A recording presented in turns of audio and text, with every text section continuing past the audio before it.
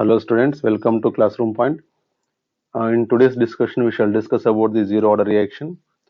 First of all, let's try to know what is order. Order is nothing but the power of the concentration terms in the rate equation.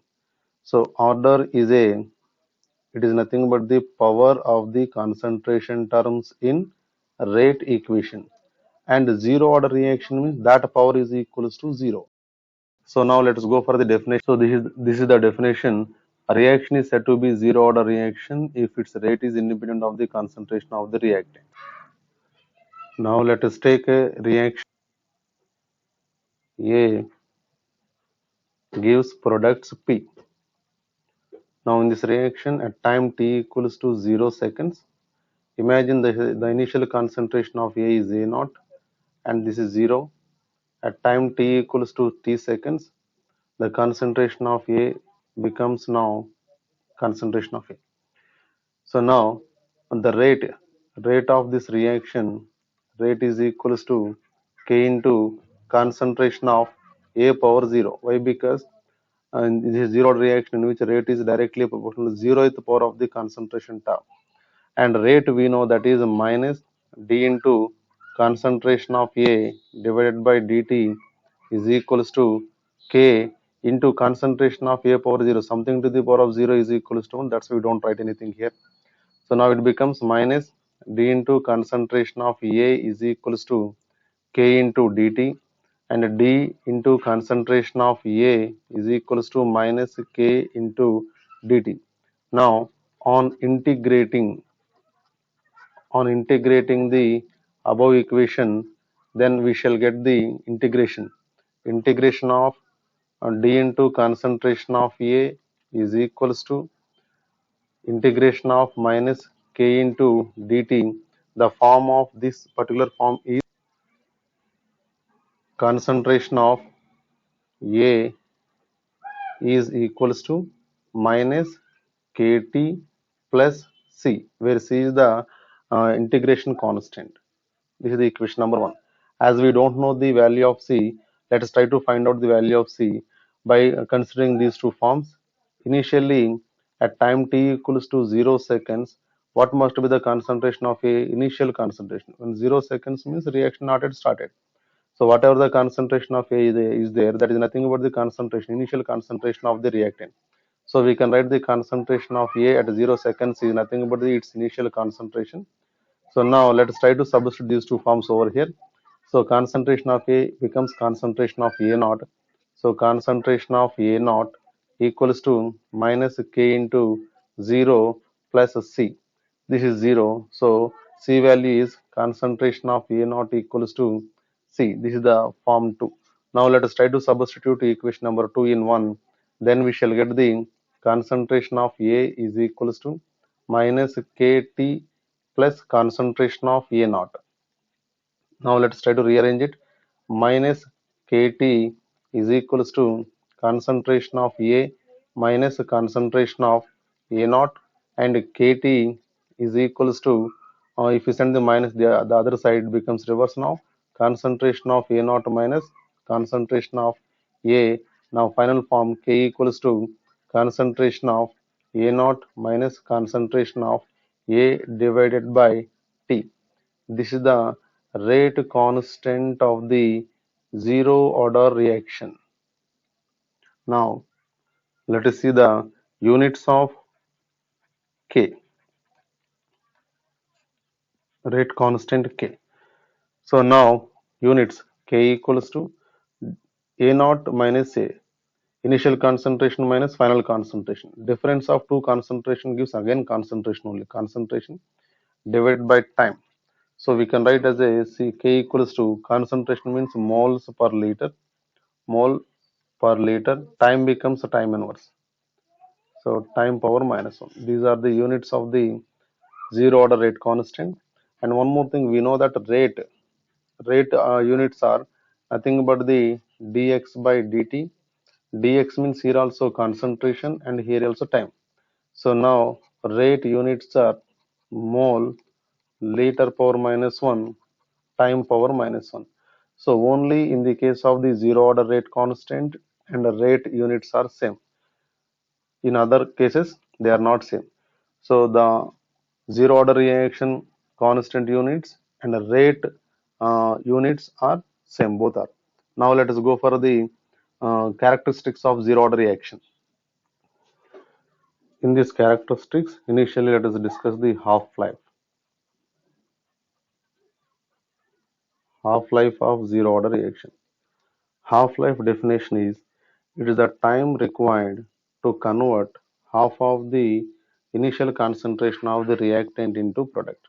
For example, if you take 100 grams of a reactant A, to convert this 100 grams of the A to 50 grams of A means half of the initial mass, or else you can take the concentration. For example, if you take the 5 molarity, it becomes 2.5 molarity. So whatever the amount you have taken, to convert this amount into half of its initial amount, whatever the time is required, that is called as half-life, means half time. So now let us try to calculate the half-life of the zero order reaction. We know that zero order reaction formula constant value, rate constant value, that is K equals to concentration of A naught minus concentration of A divided by T. Now for a half time, T becomes T half, and the concentration of A, final concentration, is nothing but the initial concentration, half of the initial concentration. So these two, let us try to substitute here. Then we get the K equals to concentration of A naught minus concentration of A naught by 2 whole divided by T half. Now T half is equals to, bring this K value this side, and this A naught minus A naught by 2 becomes A naught by 2. So it finally becomes A naught by 2K. This is the half-life of the zero order reaction. So now in this, 2 is constant, K is also constant. Both are constants. Now T half is directly proportional to the initial concentration of the reactant in zero order reaction. So I'll give one example over here. For example, if you take 100 grams of a compound, to convert that 100 grams of A compound to 50 grams of the A compound, if you need 10 seconds of the time, then if you take 200 grams of that compound A, to convert 200 grams of the compound into 100 grams of the A, now it becomes double. When the initial concentration increases, see here, when the initial concentration increases, then T of value also increase. Now it becomes 20 seconds. Because it is double now, so it becomes 20 seconds. So half-life of the zero order reaction is directly proportional to the initial concentration of the reactant taken. Higher the initial concentration you take, then more the time required to convert that into half. That means half-life increases. This is about the zero order reaction half-life, but its zero order reaction constant do not depend. If you take, according to the definition, zero order reaction, speed of the reaction is independent on the concentration of the reactant, but T half is directly proportional to the concentration of the reactant. That is a zero order reaction, one of the characteristic. And the second one is, there we had gone with one particular form, that is concentration of A is equals to concentration of A naught, concentration of A naught minus KT. So if you write down, if you get a graph y equals to, this is the m x plus c. If you try to get the graph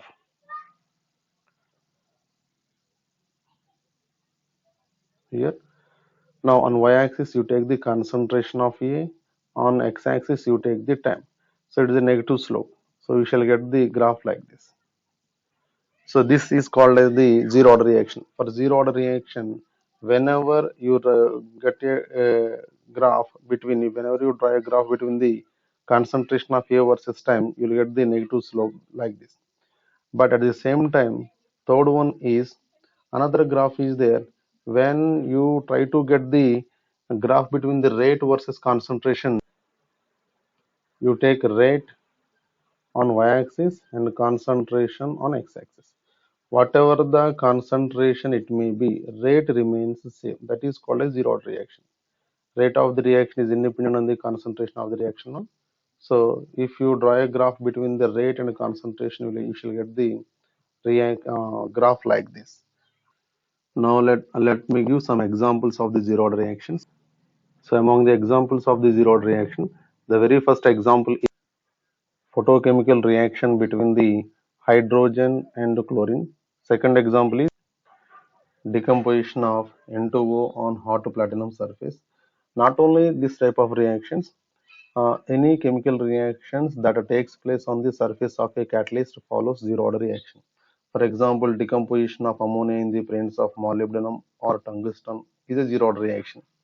Decomposition of hydroiodic acid on the gold surface is also a zero order reaction. Iodination of acetone in the presence of H plus ion is also a zero order reaction. So whatever the most of the chemical reactions which takes place on the surface of a catalyst, metal catalyst, they follow the zero order kinetics. So thank you guys. This is about the zero order reaction. So do not forget to subscribe the channel. I hope you understand the zero order reaction. In coming video, we'll follow the first order reaction. We'll discuss about the first order reaction. Thank you.